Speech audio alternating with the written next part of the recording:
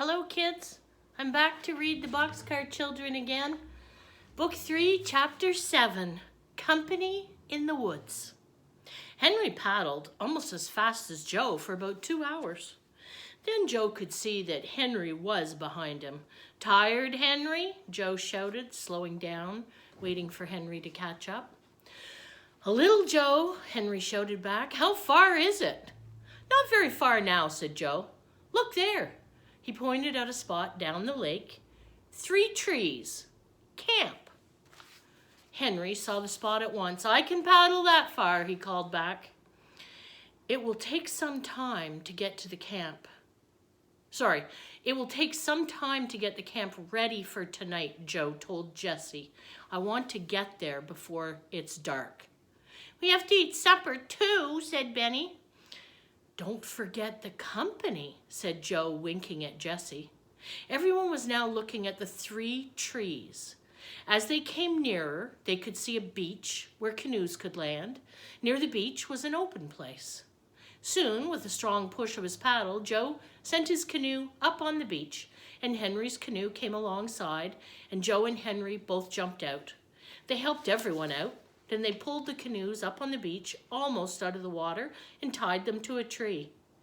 "That's so they don't float away, right?" "That's right. Take everything out," said Joe. "Put it in this open place. Here is one of the best camping places in all of Maine." "A long wooden table, all made already," cried Henry. "And places to sit. That's good." "It smells so nice here," Violet said to Alice. I love the smell of evergreen trees. It makes me think of those dear old boxcar days. Do you remember that they used to make their beds with the boughs of evergreen trees?" "I don't see any company around here," said Benny. "Well, you will." Joe seemed very sure. "The first thing will be a campfire because we're so hungry. The next thing will be the tents because soon we'll be sleepy." He took out an axe. "Here's a path. We'll follow it and cut down 2 small trees. Not evergreens, though. These trees must be just right. Look at this picture. See, the top must have a fork in it. So that's like a V shape. But the fork must be one-sided so we can drive the tree into the ground." Okay, so they want to have a piece that goes down into the ground. All 4 children looked at the picture. There's no picture in the book. Joe's just showing them a picture. All 4 children looked at the picture and started to walk down the path. "Wait a minute," said Joe. "There's something else we must find. Do you see the pail hanging over the fire on a long branch? We must have a long branch like that with a fork at the top and another one to hang our water pail on." "But trees don't grow like that," said Jessie. "All branches grow one way, don't they, Joe?" "You just look around," said Joe, smiling. "You might find one." First, the children began to look for a tree that was not an evergreen. It was Violet who saw the first one. Joe saw that the fork in it was just right. Henry began to cut it down. Jessie and Benny soon found another just like it. "Joe, wait, I hear something," Jessie called suddenly. They all stood still and listened. Far in the woods, they heard someone whistling. Joe laughed. "Company," he said. The whistling came nearer. "Hi," shouted Joe. "Hi," answered a deep voice. Just then, the children saw a white-haired man in a brown coat carrying a very large pack. I don't think it was Santa Claus. His face was brown from the sun, and his blue eyes were kind.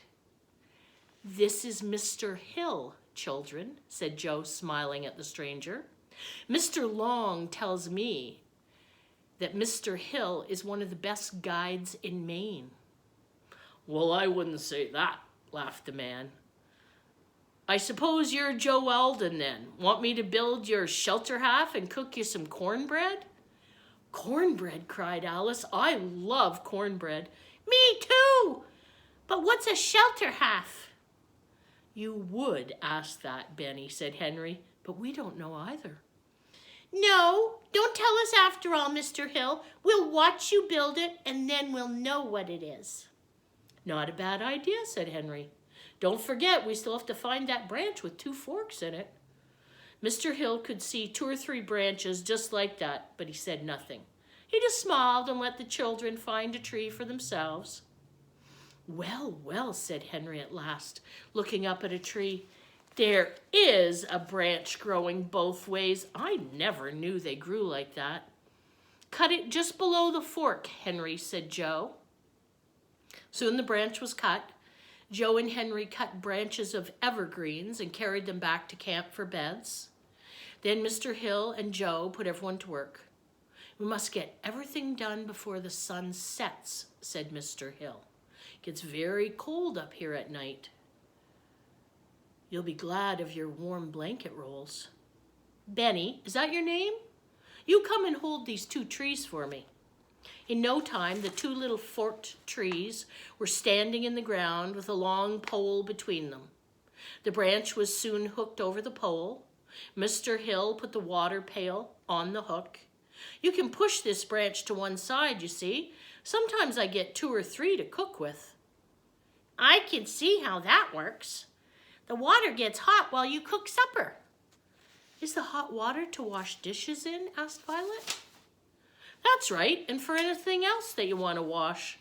So here's a lovely picture, kids. It reminds me of what the kids did for themselves in the very first book.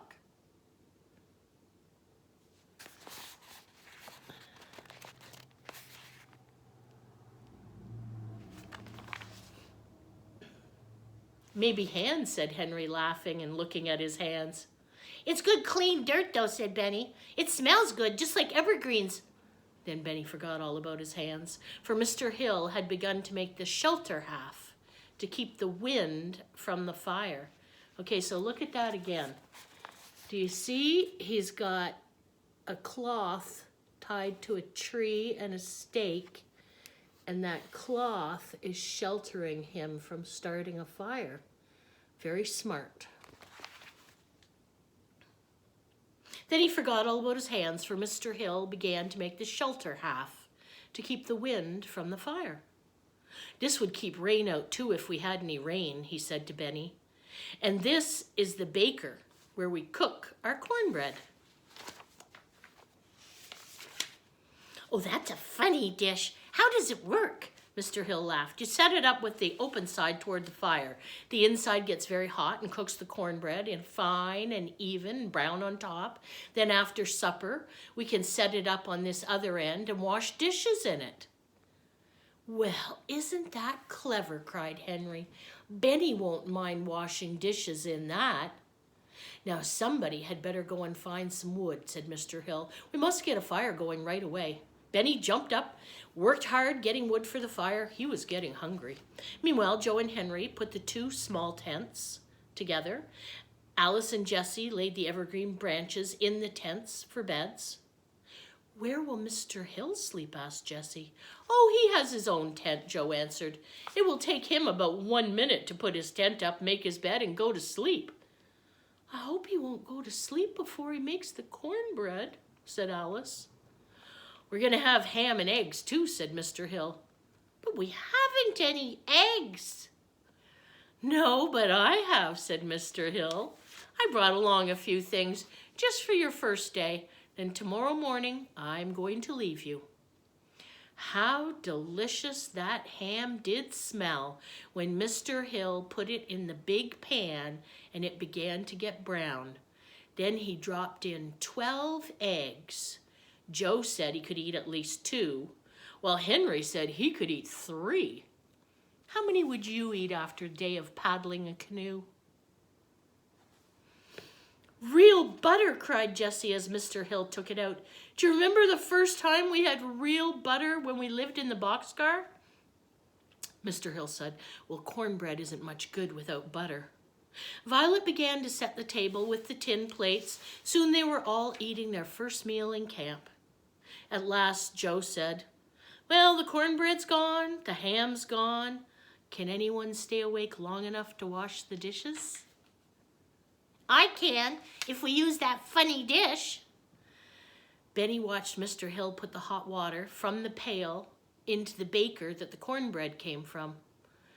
But I'm so sleepy. I could go to sleep standing up. Soon the dishes were washed and put away. Alice, Violet, and Jessie had one tent. Henry, Joe, and Benny had the other tent. They spread their blanket rolls on the beds of evergreen boughs. Before long, the moon looked down on the sleeping camp. What a beautiful sentence. The moon looked down on the sleeping camp. I wonder if you'd like to illustrate a picture of that. What would you have in your picture of a moon shining down on a sleeping camp? Softly through the woods walked a large black animal. He smelled people, food. He walked quietly.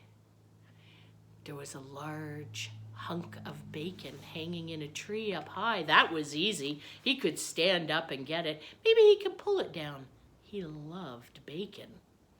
Up went one front paw. The bacon began to swing back and forth. The animal was not the only one awake. Mr. Hill had heard the visitor. This was the very minute he'd been waiting for. "Joe," he called from his tent.